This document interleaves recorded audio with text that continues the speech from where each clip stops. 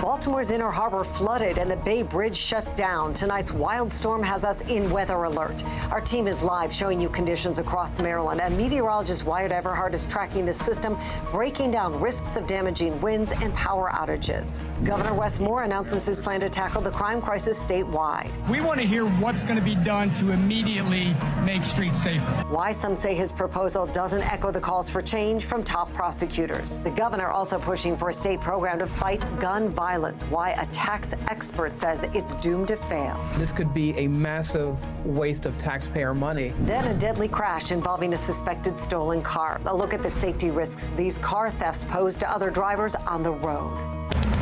Live from WBFF in Baltimore, this is Fox 45 News at 10.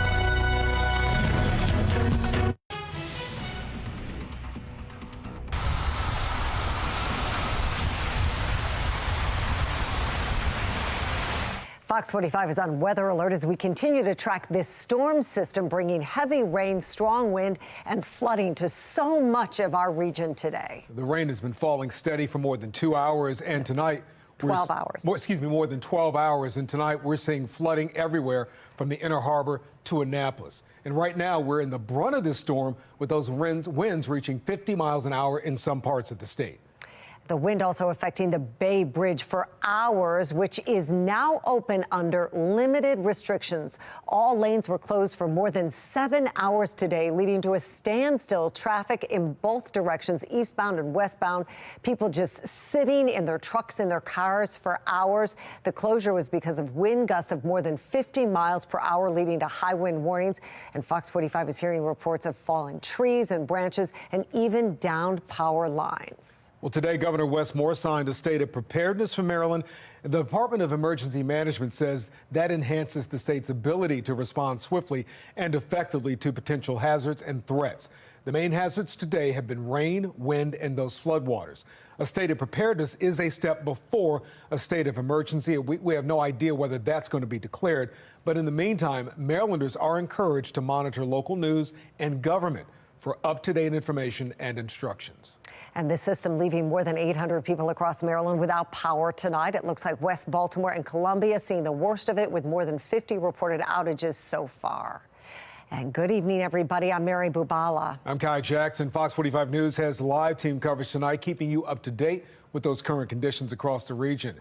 Now, in a few minutes, meteorologist Wyatt Everhart will show us the latest on this storm. But we begin with Rebecca Pryor, who has a closer look at conditions here in Baltimore. Rebecca? Yeah, Kai and Mary, I am here in the heart of Baltimore, arguably our largest tourist attraction in the entire city. The beloved Inner Harbor, completely underwater tonight. If we can pan out and take a wider look at this, I'm standing in what's usually the city's amphitheater, known for a lot of street shows, a lot of tents when festivals are going on. Not tonight. Tonight, the bay has completely swallowed this area whole. It hasn't quite come up to the steps of the amphitheater, but the main section of it is completely flooded. And we take a closer look at some of these floodwaters. We can see a lot of debris. We're seeing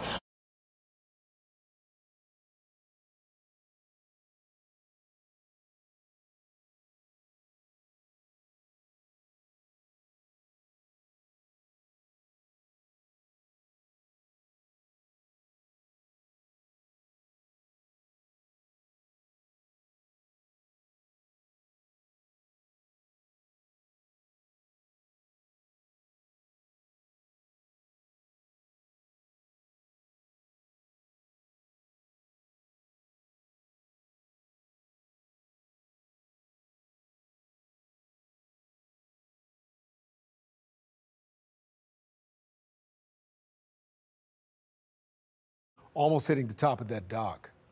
And Carl shared this video with us. You can see him run out to lift a basketball hoop off of a car after the strong winds knocked it down. Carl says the car is new, and we hope it's okay, Carl. And talk about disappearing. Look at this. Norman shared this photo of his backyard completely underwater. It looks like that water is even covering some of the stairs as well. Fox 45 is monitoring school closings and delays across the state right now. Anne Arundel County, Baltimore City, and Baltimore County schools will be opening 2 hours late tomorrow. We will continue to track any closures and delays and keep you updated throughout the night. For a full list, head to foxbaltimore.com. Also breaking tonight, Baltimore County Police are investigating a deadly police-involved shooting on Reisterstown Road in Pikesville. Police say they approached a suspect at a gas station relating to a domestic disturbance call. According to officers, the suspect pointed a gun at officers and police retreated, declaring a barricade. They say the suspect left the gas station and, quote, engaged with officers. Then 3 of the officers who shot at him, we're told from police. Now, police say that suspect sustained life-threatening injuries, was taken to the hospital, and died at the hospital. The Maryland Attorney General's office is now investigating as per standard procedure. We need accountability for the kids that are repeatedly violating the law. I believe in rehabilitation, but I will not tolerate lawlessness. Governor Wes Moore unveils his public safety priorities ahead of the legislative session, which starts tomorrow. And during a news conference today, the governor outlined 3 bills he's planning to introduce: the Victim Compensation Reform Act to ensure victims have services they need to move forward; the Growing Apprenticeship in Public Safety, or GAPS Act, which aims to help with law enforcement recruiting. And following the Biden administration, Governor Moore calling for the creation of a Center for Firearm Violence Prevention and Intervention to track and remove illegal guns. Our team of reporters looking into the governor's plan and the questions some have about his continued support of the Department of Juvenile Services. We begin with Mackenzie Frost and the lack of specifics in the governor's message. The governor talked a lot about accountability, but what it comes down to is the governor is seemingly putting a lot of the heavy lifting on lawmakers to make his broad plans reality. Mic check, 1, 2. Governor Wes Moore Good morning. outlining his public safety priorities ahead of the next session, with a slew of speakers standing with him, including Department of Juvenile Services Secretary Vincent Schiraldi. I take DJS's role in promoting safety and positive youth outcomes very seriously. No one should feel unsafe walking in their own neighborhood. Hard stop. And while the governor touts his support of plans put forward by state's attorneys like Ivan Bates and Aisha Braveboy, who were in the first row, Governor Moore not introducing their policy proposals. Instead, he's simply supporting some of them. We need to think seriously about lengthening probation for juveniles guilty of gun crimes.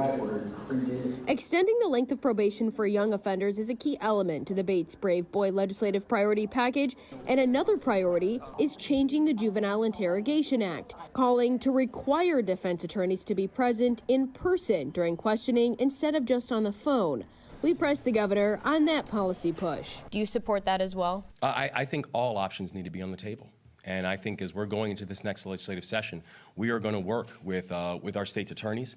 We're going to work with our legislative partners. From your administration, though, would you push to support making changes to that act? I think all options need to be on the table. Not committing to supporting a change in the Interrogation Act. While there's a lot of talk from Governor Wes Moore about accountability, The hallmark of what I hope to see in any juvenile justice legislation that's going to make it to my desk can be summarized in one word: accountability. he did not offer many details on what that means moving forward. It's always great to hear the word accountability from a Democrat. He didn't embrace legislative ideas that would actually bring that sort of accountability. Republican Senators Justin Reedy and Stephen Hershey quick to offer reaction. We want to hear what's going to be done to immediately make streets safer. But there's still a lot of fluff. The GOP pair say they are disappointed the governor's plan did not include specific legislation targeting juvenile crime. And while they both say they support services for young offenders, We can't do that if DJS is not going out and doing its job. meanwhile, DJS Secretary Schiraldi continues to get the support from his boss. If there's anyone who is up to the job, it's our Secretary of Juvenile Services, Vinny Schiraldi. The questions are, how will the state pay for these proposals, and will the governor put pressure on lawmakers to turn his broad ideas into reality? Governor Moore says he plans to use every tool available to him to ensure public safety. And while he says that now, again, we have yet to see the specifics. In the State House, Mackenzie Frost, Fox 45 News. While the governor doubled down on his support for Secretary Schiraldi, citizens, police, and prosecutors have expressed frustration with the Maryland Department of Juvenile Services. Secretary Schiraldi believes people should be kept out of the adult prison system until they turn 25 because scientists have found their brains aren't fully developed until that age. Crystal Gonzalez, the mother of one of the young victims from the Brooklyn Day mass shooting, disagrees with that opinion. I believe we've all seen the evidence of what his practices are. It's not working. They know right from wrong. So I can hear you tell me that no one, well, a child under the age of 25 shouldn't be in an adult system. Well, here we know we have a lot of adult things that we do between the ages of our teen years and 25. So you're able to start families and get married, right? You're able to do these things. Why are people not asking these questions?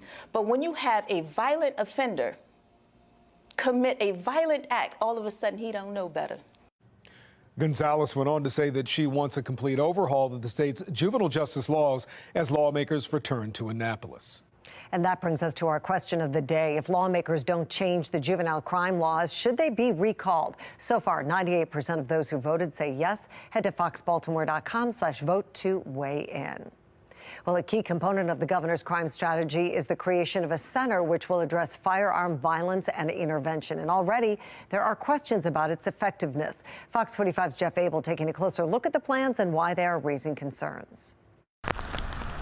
When it comes to fighting crime, the governor's newest strategy is sounding all too familiar. It looks like the governor is doubling down on what has failed in the city of Baltimore. Good morning. We will introduce a bill to create a new Center for Firearm Violence Prevention and Intervention. A cornerstone of the governor's strategy is the creation of a Center for Firearm Violence Prevention and Intervention.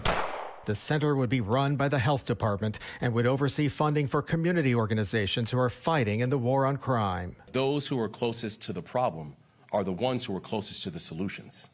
They're just hardly ever at the table, right? So we have to change our posture when it comes to working with community organizations. Maryland is the first state to act on the recommendation to create a statewide Office of Gun Violence Prevention. Or could it be a new title for an old strategy? 5 years ago, the state created a first-ever violence intervention and prevention program. The program, which currently exists, pumps $10 million tax dollars a year on programs which support effective violence reduction strategies. A Hopkins review of the program 2 years ago found it contributed $2.5 million to hire staffers for Baltimore's Safe Streets program. The same program whose Bel Air Road office was raided by the FBI last year and is the target of a federal probe.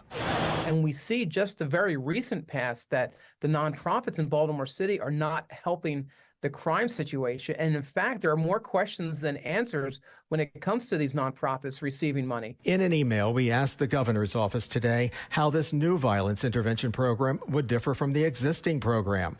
Will the new center replace the current program? Will it be directing funds to nonprofit organizations? Will additional money be allocated for the new center?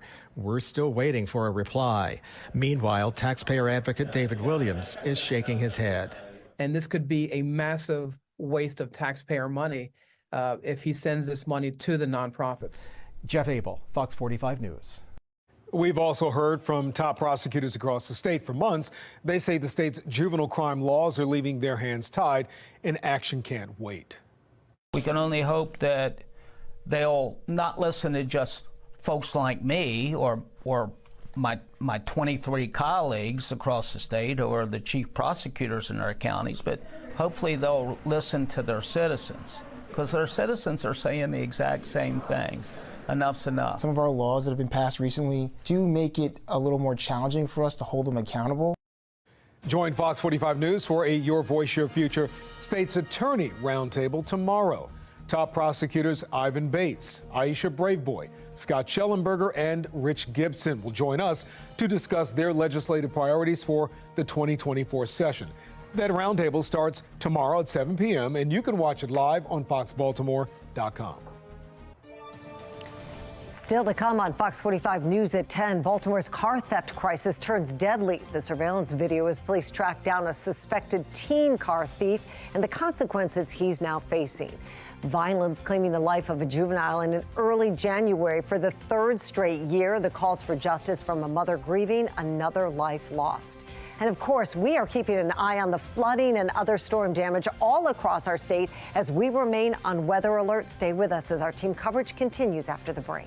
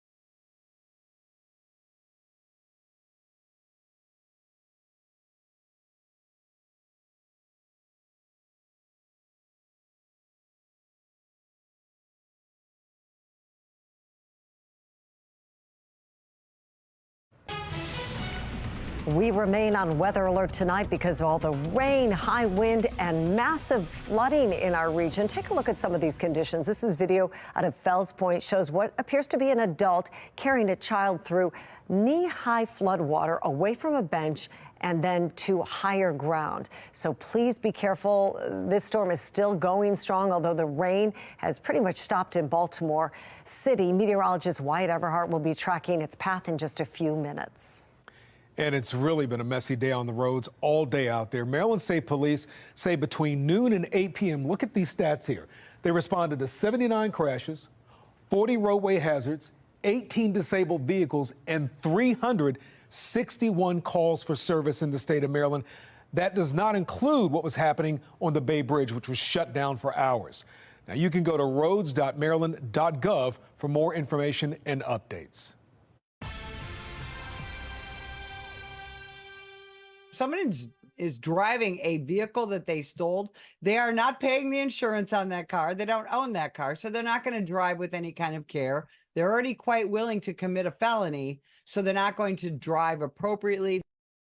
Well, the trend of stolen cars continues here in Baltimore City. After recording more than 11,000 auto thefts in 2023, Baltimore police data reveals more than 100 cars they have already been stolen since January 1st. It's unbelievable. And now we've learned a crash involving a suspected stolen car last night did turn deadly. Fox 45's Amy Simpson digs into the details and examines the danger stolen cars pose to other drivers out on the roads. It was about 6:30 last night when Baltimore police say its helicopter Foxtrot was tracking a car with stolen tags in the Western District.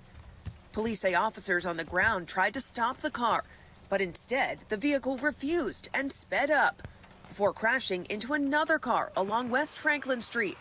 The other driver, likely an innocent civilian, was pronounced dead at the scene. Law enforcement wants to be able to curb vehicle thefts because stolen vehicles are much more than just a property crime. Sergeant Betsy Smith, spokesperson for the National Police Association, speaking to the public safety risk of stolen cars on the road. When somebody steals a car and is driving it around, they're not driving it around to take their kids to school, go to the grocery store, things like that.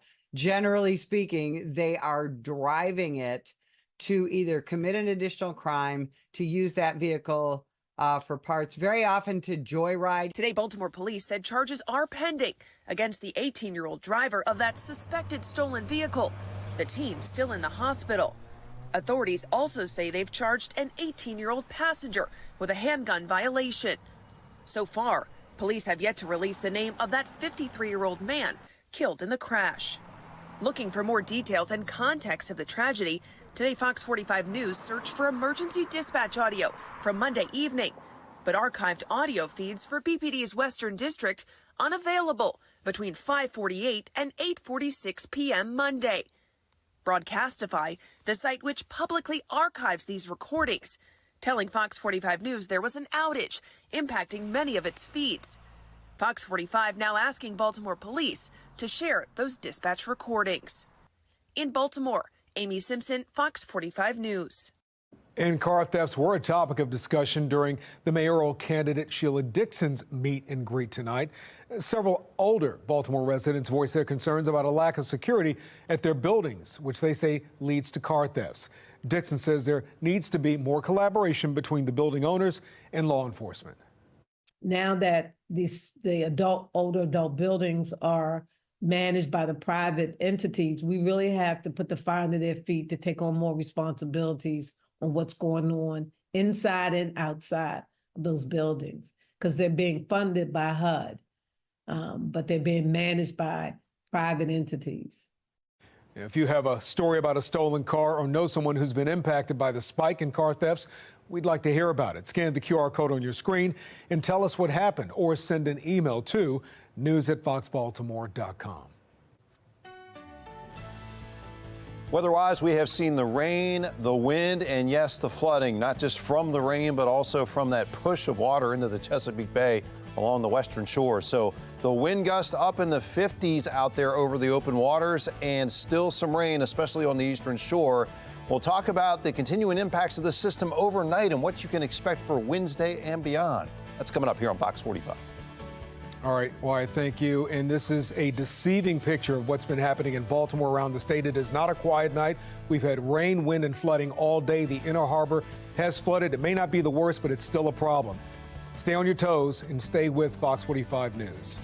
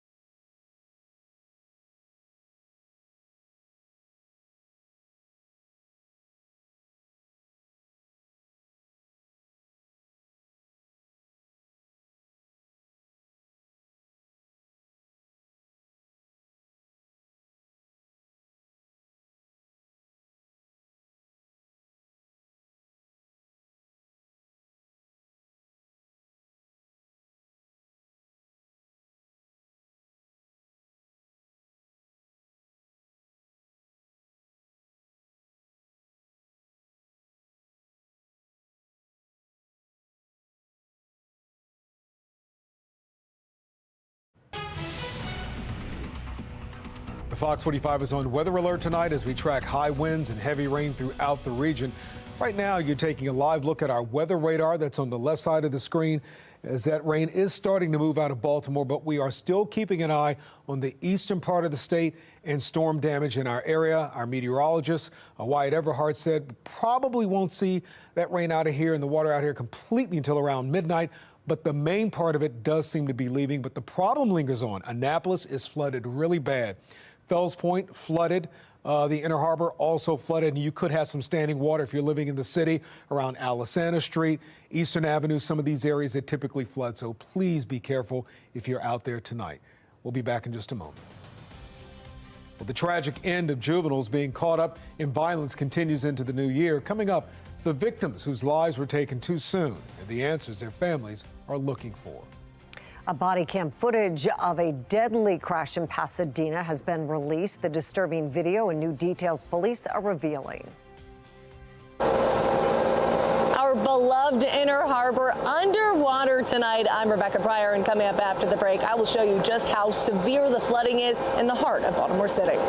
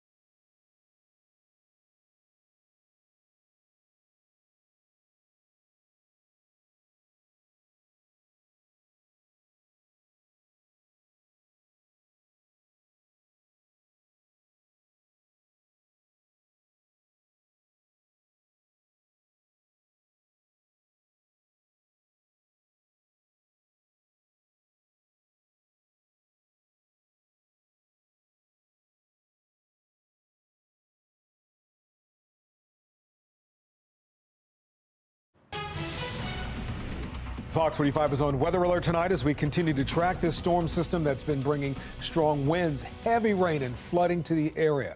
In fact, tonight we're already seeing the damage this system has been causing. It sure has. Our Fox 45 viewers sending in these photos. Take a look, showing downed trees, broken fences, even a tractor trailer accident as conditions on the roads worsened throughout the morning into the afternoon and, of course, at night. Let's check in with meteorologist Wyatt Everhart for the latest on the storm and when it will really fully roll out. Well, it was really peaking here just over the last, I'd say, 2 hours, Mary. Now, as we go forward in time tonight, we'll get steady improvement.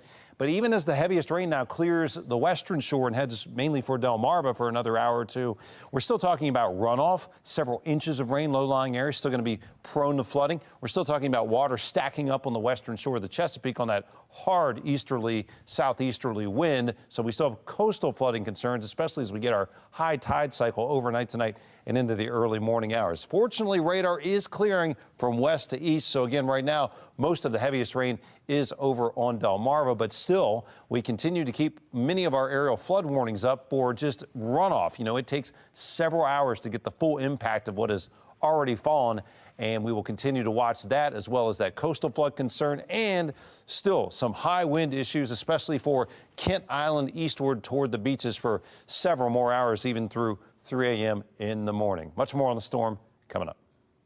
All right, Wyatt, thank you. Now let's head over to Rebecca Pryor. Rebecca is down live at the Inner Harbor right now with the latest on those conditions. Rebecca, how's it looking? And please be careful with that water and that debris behind you, okay?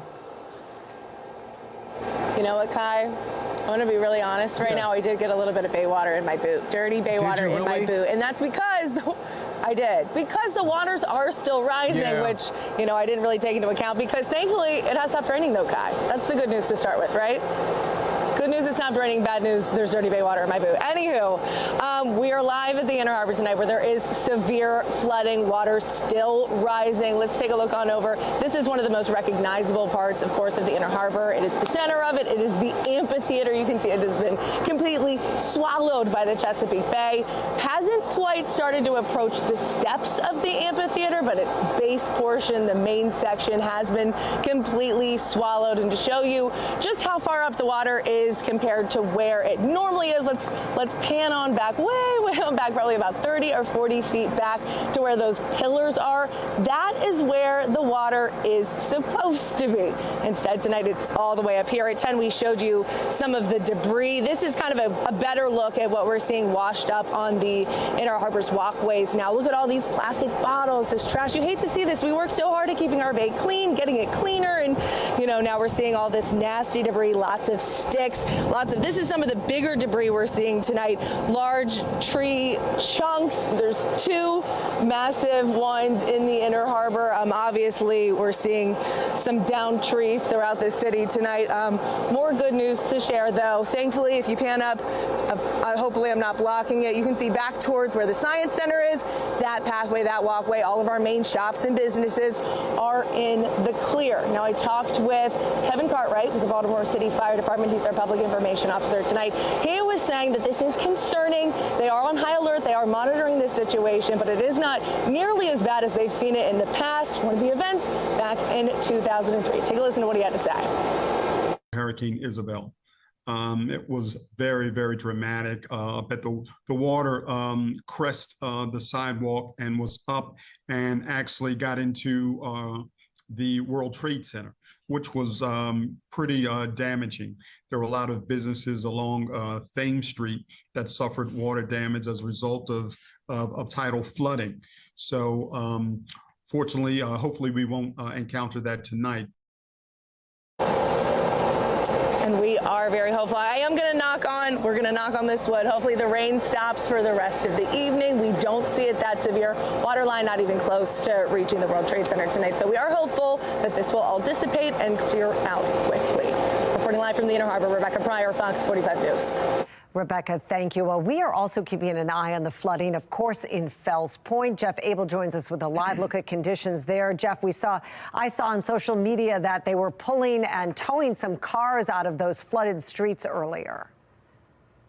And many of those cars did not make it out in time. In fact, the water has been slowly rising here in Fells Point all night. Much of it right now is knee high. You can see we're right here at Thames and Wolf Street, where much of the water has covered many of the car's tires and is about knee high in many sections. There's about a 3-block section here that has now been flooded with water. Many people simply are staying inside the area, their homes tonight, and waiting for this water to recede. As you know, this is one of the first places in the city that typically floods, here at Thames and Wolf Streets, which is right down by the bay. And right down on the other end there, you can see some emergency vehicles. They are blocking off the road of Alice Anna, where it is now flooded between Wolf Street and Boston Street. On Alice Anna, you cannot drive down that road. It is blocked, and floodwaters are now covering that street. It has become quite a mess. It is something that typically is expected in this area, but this night it is especially bad. We're live in Fells. Jeff Abel, Fox 45 News. Jeff, thank you. And as the storm system moves through our region, we are keeping an eye, of course, on all of our road conditions. Right now, you're taking a live look at the Bay Bridge, which just reopened in the past hour under limited wind restrictions, which is great news because it was closed earlier in both directions for hours today, leaving drivers stranded for hours in their vehicles because of these high wind warnings.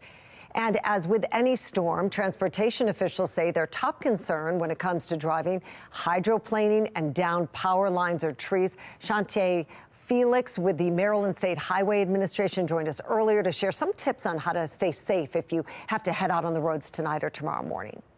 So that's what we've been telling people all day, is to stay off the roads if you can, but we know that's not ideal for everyone. So key for us is turn around, don't drown. If you see any areas with high water on them, don't try to drive through it. Just please put your safety first and turn around, don't drown.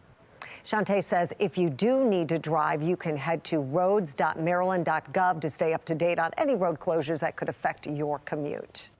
Well, Fox 45 is monitoring school closings and delays across the state. And Arundel County, Baltimore City, and Baltimore County schools will be opening 2 hours late tomorrow. We will continue to track closures and delays and keep you updated throughout the night. For a full list, head to our website, foxbaltimore.com. Now, Baltimore County Schools is among several school systems that closed early today, but they didn't make that announcement until around 9:30 this morning, while other systems made that call last night. We brought those to you as well. That delayed decision led to some frustration on social media. I should know, because I had to pick up my own daughter from Baltimore, a Baltimore County school today, and it was quite a rush to get there, obviously, to get her out of school.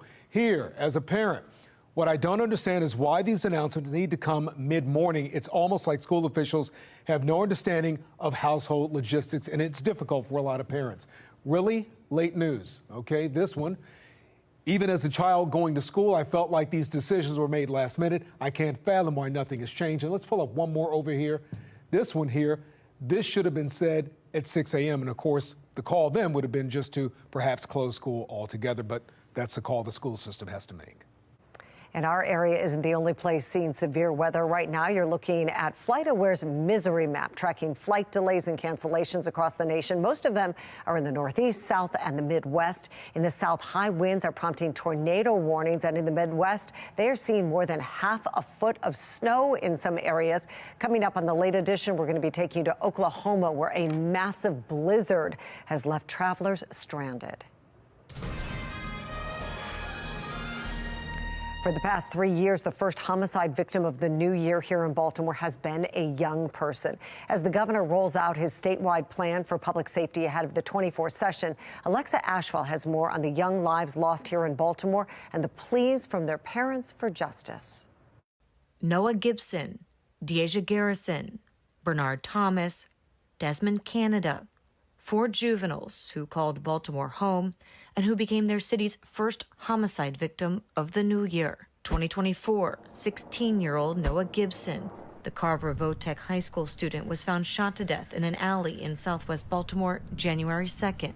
I love my son with all my heart. That was my baby. 2023, 17-year-old Deasia Garrison was shot and killed in a double shooting in East Baltimore on New Year's Day. And 2022, 17-year-old Bernard Thomas, affectionately known as Mushka, and 16-year-old Desmond Canada, both shot and killed after ringing in the new year in West Baltimore. Mushka was just everything. He impacted this whole city. Everyone loved him. Everyone knew him. I just miss my son. Out of these cases, only one has been solved. The man charged in Deasia Garrison's homicide, Andre Bailey, just last week pleaded guilty to second-degree murder and other lesser charges as part of a plea deal and was sentenced to 60 years in prison with all but 20 years suspended. But the families of Gibson, Thomas, and Canada still waiting for justice. Mothers left with unanswered questions. For some, now 2 years later. My main thing is why. When children are doing something wrong, you don't have to pull out a gun. You know, there's other ways of handling situations instead of handling it how way that you feel like you want to handle it. We need our communities back. Alexa Ashwell, Fox 45 News.